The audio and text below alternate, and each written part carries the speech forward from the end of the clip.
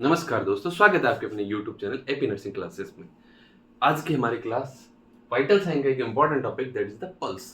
देखो, सबसे पहले हम लोग पल्स को डिफाइन कर दें कि व्हाट इज पल्स। देखो, हम लोग बोले कि पल्स क्या है, कि हम लोग सिंपली ये बोल सकते हैं कि palpable bounding of blood flow. देखो, अगर हम लोग बोले pulse is the palpable bounding of blood flow. दूसरे वे में पल्स को अगर हम लोग डिफाइन करें कि पल्स क्या है, देखो सिंपली हम लोग बोले कि ये किसी पर्सन का हार्ट है और ये राइट एट्रियम है, राइट वेंट्रिकल, लेफ्ट एट्रियम और लेफ्ट वेंट्रिकल। लेफ्ट वेंट्रिकल से इधर से क्या निकलेगा, आउटा। तो whenever left ventricle contract, blood comes into the outta. Left ventricle जब कॉन्टैक्ट होगा तो ब्लड किसके अंदर आएगा, अओर्टा के अंदर, और अओर्टा के अंदर आने के बाद में बॉडी को सप्लाई होगा। तो लेफ्ट वेंट्रिकल कॉन्टैक्ट हो रहा है, अओर्टा के अंदर ब्लड आ रहा है। और पल्स का मतलब हम लोग बोल सकते हैं कि पल्स के अंदर जैसे ही ब्लड का फ्लो होगा, तो ब्लड का फ्लो का पल्सेशन क्या है, सिंपली हम लोग देखो, अगर ये कोई ब्लड वेसल है, इस ब्लड वेसल के अंदर ये ब्लड का फ्लो हो रहा है, तो इस ब्लड के फ्लो की वजह से इस आर्टरी के अंदर एक्सपेंशन एंड रिकॉइल, हमने बोला ना बाउंडिंग, पाल्पेबल बाउंडिंग, इसको हम लोग बोल सकते हैं expansion and recoil of artery. Expansion and recoil क्यों हो रहा है, जब लेफ्ट वेंट्रिकल कॉन्ट्रैक्ट होगा, फोर्सफुली ब्लड आएगा तो ये एक्सपेंड होगी, और लेफ्ट वेंट्रिकल जब रिलैक्सेशन कंडीशन में होगा तब यहां पे क्या होगा, ये रिकॉइल होगी। अब देखो, बेसिकली अगर हम लोग बोले कि नॉर्मल पल्स रेट कितना होता है, अगर हम लोगों से पूछे कि नॉर्मल पल्स रेट पूछे, तब हम लोग बोलेंगे 60 to 100 बीट पर minute. If pulse rate is less than 60, that condition is known as the bradycardia. That condition is known as the bradycardia. If pulse rate is more than 100, then condition is known as the tachycardia.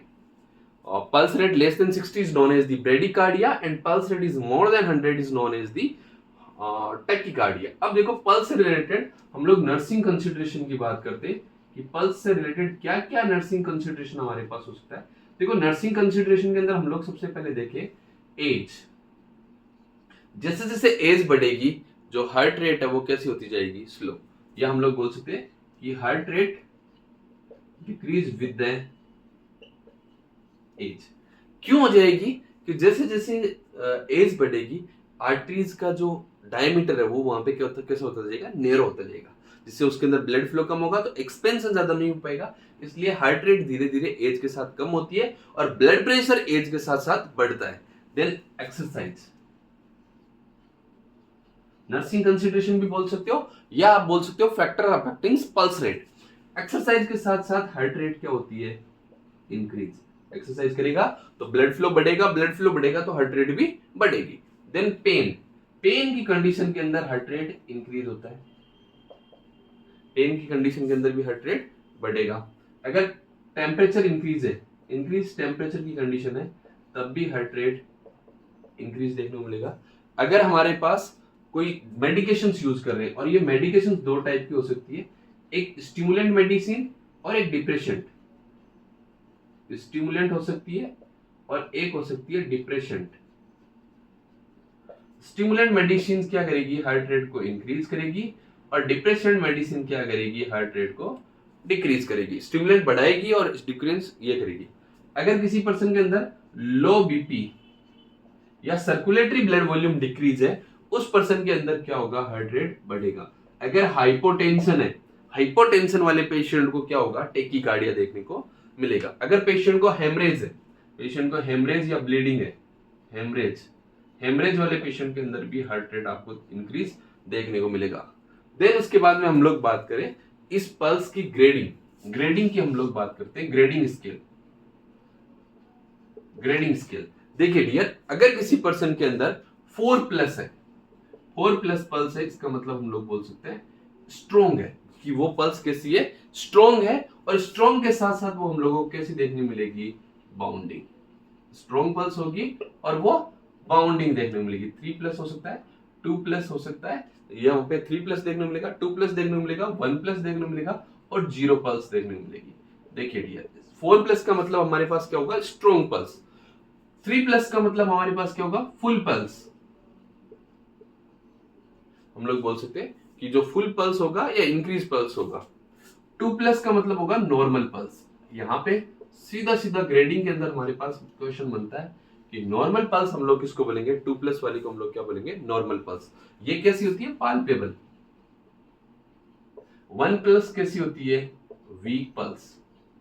और 0 का मतलब होता है absent pulse. 0 is indicate to the absent pulse. 2+ हमारे लिए important है कि 2+ का मतलब हमारे पास क्या होगा कि नॉर्मल पल्स होगा और दैट कैन बी पाल्पेबल। अब हम लोग बात करते हैं पल्स के पॉइंट्स की, या हमारे पास कौन कौन सी ऐसी आर्टरीज होगी जहां से हम लोग पल्स चेक कर सकते हैं। देखो मोस्ट कॉमनली अगर हम लोग साइट्स की बात करें तो पल्स चेक करने के लिए देयर आर 10 साइट्स। हमारे पास 10 साइट्स हो सकती है। सबसे पहले हमारे पास आती है that is the temporal artery हो सकती है, कैरोटिड हो सकती है, एपाइकल हो सकती है, ब्रेकियल हो सकती है, रेडियल हो सकती है, देन पॉप्लिशियल पल्स हो सकती है। हम लोग एक एक पल्स की साइट और उसकी लोकेशन कहां पे की पल्स हम लोगों को कहां पे फील होगी वो हम लोग यहाँ पे डिस्कस करने वाले। सबसे पहले आती है साइट्स। सबसे पहली टेम्पोरल पल्स अगर हम लोग बोले कि सिंपली जो टेम्पोरल है कि जो ये हमारा ईयर वाला पोर्शन है, यहाँ पे जो पल्स फील हो रही है वो कौन सी पल्स है, टेम्पोरल पल्स। टेम्पोरल के बाद में सेकंड वन हमारे पास आती है टेम्पोरल आर्टरी से हम लोग पल्स फील करेंगे। सेकंड वन हमारे पास आती है, टेम्पोरल के बाद सेकंड वन आती है that is the carotid pulse. Carotid artery से हमारे पास कौन सी आएगी, कैरोटिड पल्स। देखो यहाँ पे बोथ साइड, एक चीज कैरोटिड पल्स से रिलेटेड ध्यान रखना है, कभी भी कैरोटिड पल्स बोथ साइड से हम लोग पाल्पेट नहीं करेंगे। अगर बोथ साइड से पाल्पेट करेंगे तो ब्रेन की जो सप्लाई है दैट विल बी डिस्टर्ब। और कैरोटिड जो है पल्स ये ट्रेकिया और स्टेर्नोक्लीडोमास्टोइडियल मसल्स के बीच में हम लोगों को फील होती है, बिटवीन ट्रेकिया एंड स्टेर्नोक्लीडोमास्टोइड मसल्स के बीच में देखने मिलेगी। ये कैरोटिड पल्स कौन कौन सी ऐसी सिचुएशन है जहां पे हम लोग चेक करते हैं, सबसे इंपॉर्टेंट सीपीआर। एडल्ट के अंदर सीपीआर है तब हम लोग चेक करते हैं। पेशेंट शॉक में है, पेशेंट इन शॉक के कंडीशन में भी हम लोग यहाँ पे कैरोटिड पल्स चेक करते हैं। देन एपाइकल, देखो जितनी भी पल्स हम लोग चेक कर रहे हैं वो सारी की सारी पल्स हम लोग 3 फिंगर टिप्स से चेक करते हैं और with the use of thumb.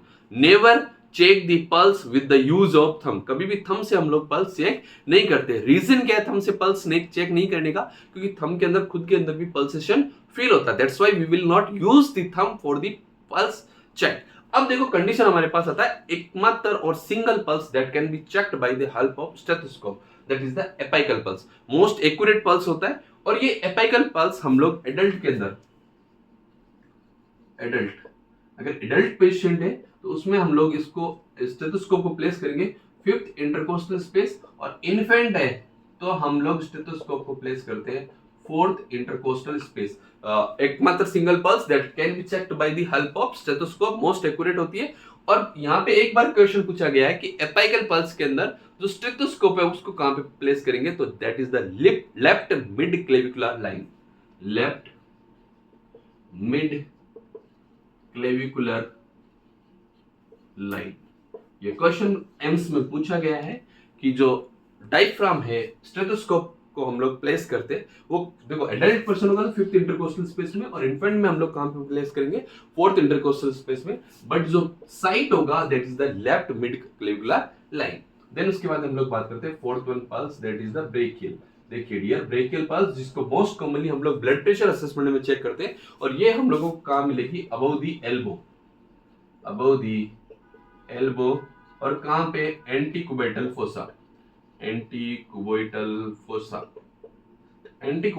के अंदर हम लोगों को देखने को मिलेगी, अबव द एल्बो देखने को मिलती है और एंटीक्यूबेटल फोसा। और मोस्ट कॉमनली हम लोग इसको बीपी असेसमेंट एडल्ट के अंदर हम लोग इसको यूज करते हैं। देन 5th वन आती है रेडियल पल्स। देखिए रेडियल मोस्ट कॉमनली हम लोग इसको यूज करते हैं, और ये कौन सी साइड देखने को मिलती है, अगर हम लोग इस पाम वाली साइड देखें तो थंब वाली साइड वाली हमारी कौन सी होगी, रेडियल, और लिटिल फिंगर वाली साइड वाली कौन सी होगी, अल्नर। तो थंब वाली साइड की पल्स होती है रेडियल और 6-1 हमारे पास आती है अल्नर आर्टरी। देखो डियर, अल्नर मतलब लिटिल फिंगर वाली साइड, तो हम लोग बोल सकते हैं कि रिस्ट की मीडियल साइड पे, रिस्ट की मीडियल साइड की जो पल्स होती है, मीडियल साइड, और यहां हम लोग बोल सकते हैं लिटिल फिंगर वाली साइड। देन अल्नर के बाद में नेक्स्ट वन पल्स आती है हमारे पास, that is the femoral pulse. Femoral pulse CABC, angiography, उनके अंदर हम लोग इसको यूज करते हैं फीमोरल पल्स। और ये कहां पे प्रेजेंट होती है, जो इंग्वाइनल लिगामेंट है below the inguinal ligament. Then femoral के बाद में नेक्स्ट वन पल्स आती है हमारे पास, that is the popliteal pulse.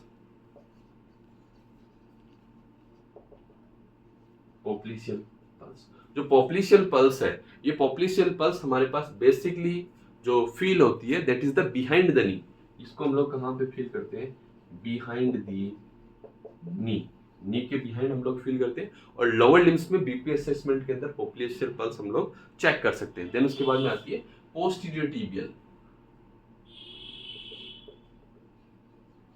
Posterior tibial वाली साइट है। पोस्टीरियर टीबियल हम लोगों को देखने को मिलेगी इनर साइड के अंदर देखने को मिल सकती है। और last one inner side of ankle और डोर्सल पेडिस, ये हम लोगों को जो फुट वाला पोर्शन है, टॉप ऑफ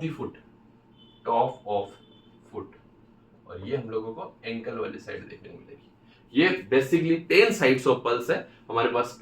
सबसे इंपॉर्टेंट क्वेश्चन बनता है सीपीआर के अंदर पल्स कौन सी चेक करते हैं, that is the carotid pulse. BP check करने के लिए ब्रेकियल पल्स, और मोस्ट कॉमन जो साइट होती है that is the temporal, most common site.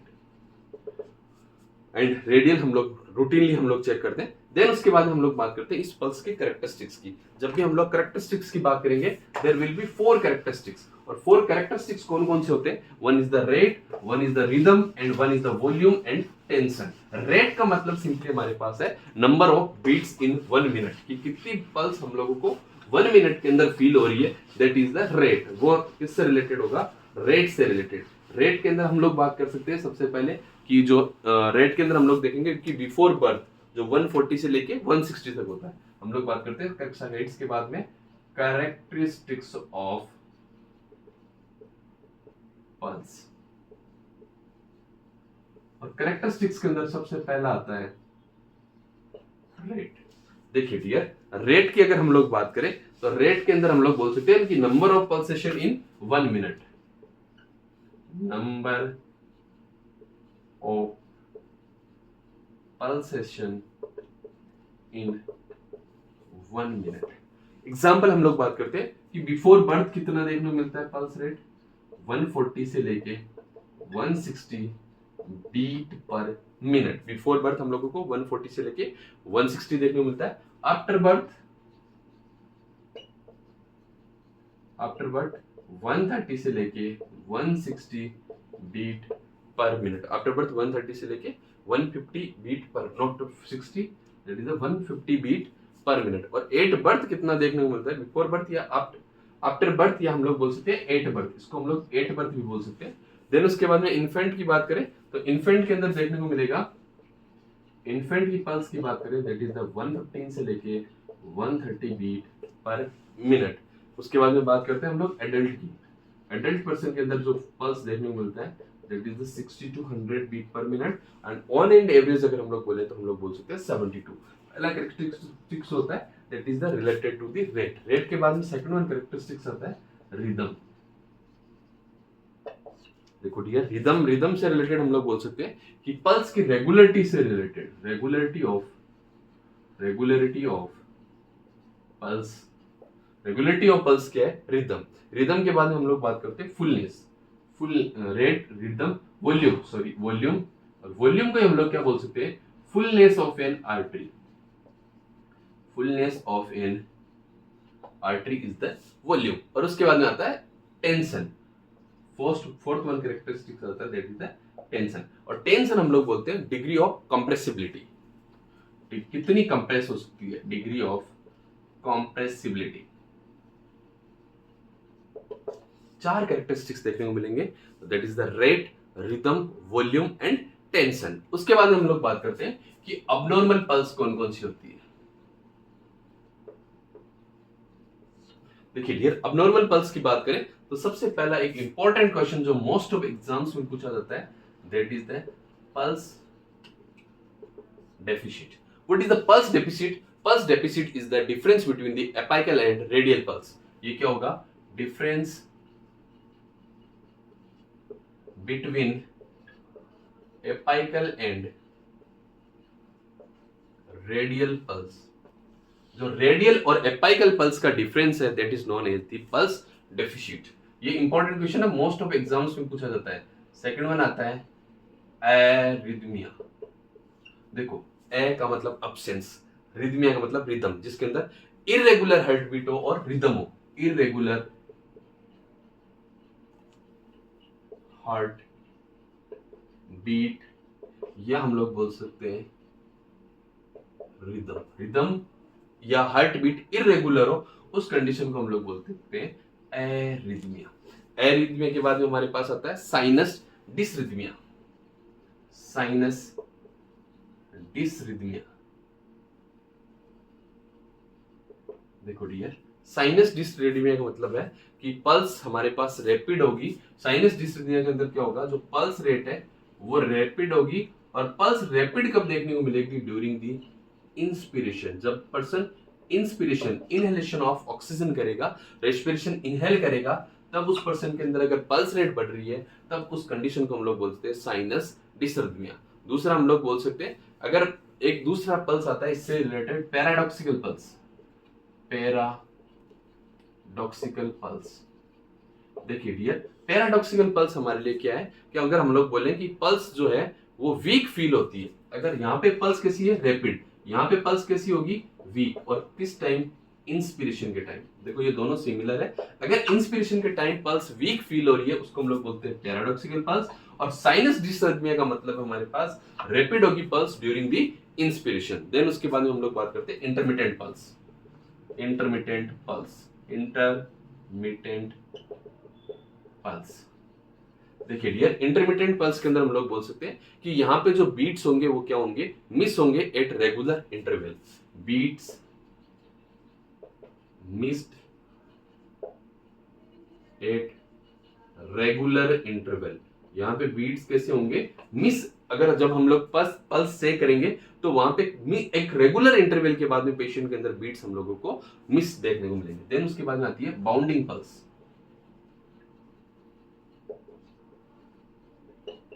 Bounding pulse. Bounding pulse के अंदर हम लोग बोल सकते हैं कि fullest volume of pulse. Fullest, यहाँ पे वॉल्यूम, वॉल्यूम से रिलेटेड मतलब fullness of heart, fullest volume of pulse, जिसको हम लोग बोलेंगे बाउंडिंग पल्स। और बाउंडिंग के बाद में दूसरा आता है थ्रेडी या वीक पल्स। थ्रेडी या इसी को हम लोग बोल सकते हैं वीक पल्स। थ्रेडी और वीक पल्स का मतलब हमारे पास यहाँ पे क्या होगा? जो पल्स है वो थ्रेडी या वीक पल्स हम लोग बोल सकते हैं कि यहाँ पे फुलेस्ट वॉल्यूम होगा, यहाँ पे लोवेस्ट वॉल्यूम। देखो हमने डिस्कस करा, पहला सबसे इंपॉर्टेंट है पल्स डेफिसिट। पल्स डेफिसिट के अंदर हम लोग बोल सकते हैं difference between the apical and radial pulse. Arrhythmia का मतलब जो irregular heart beat. Sinus dysrhythmia का मतलब रेस्पिरेशन के इंस्पिरेशन के टाइम पल्स रेट बढ़ेगा।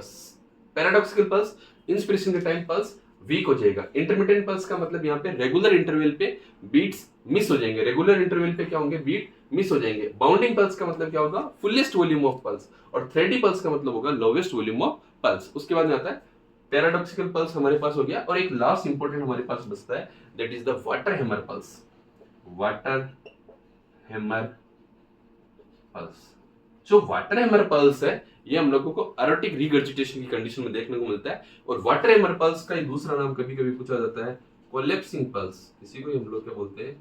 Collapsing pulse. इसके अंदर हमारे पास क्या होगा कि रैपिड एंड फोर्सफुल पल्स देखने को मिलेगी। रैपिड और फोर्सफुल पल्स।